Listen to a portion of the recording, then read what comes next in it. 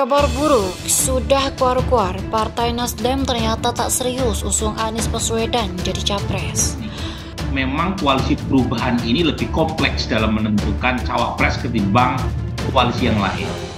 Yang pertama, salah satu saja dari partai pendukung koalisi perubahan, entah itu Demokrat, Nasdem atau PKS keluar dari barisan, maka Mas Anies gagal mendapatkan tiket. Jadi jangan juga Mas Anies istilahnya ditekan-tekan, dipaksa-paksa. Mas Anies punya pilihan tentu, dan ketika Mas Anies punya pilihan itu kan disampaikan dan dikonsultasikan ke partai politik. Ya kalau gitu kita browsing saja di Google misalnya berapa banyak pernyataan Anies yang mengatakan akan melanjutkan program Jokowi.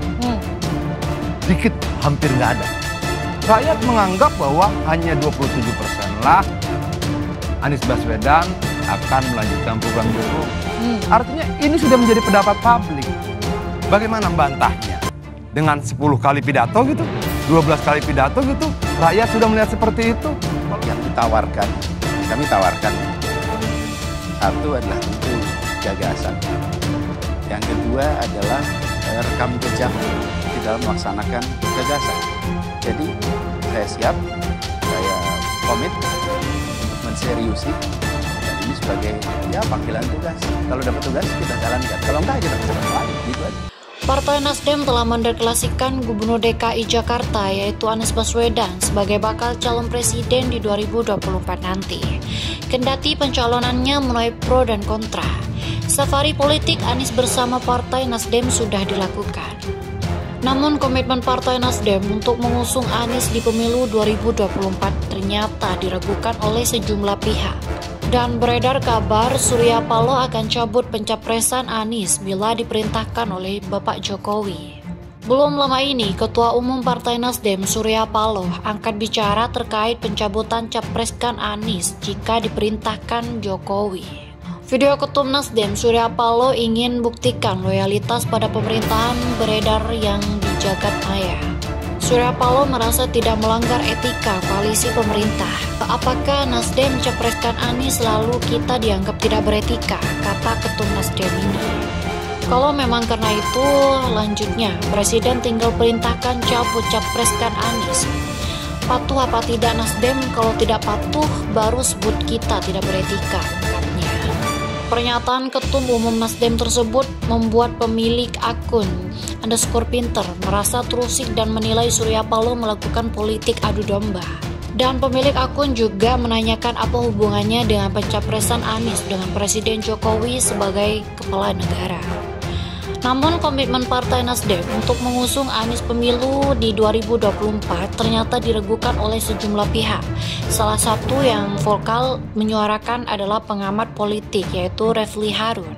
Ahli hukum tata negara itu awalnya menyinggung beberapa strategi yang dapat dilakukan untuk mengagalkan rencana pencalonan Anies.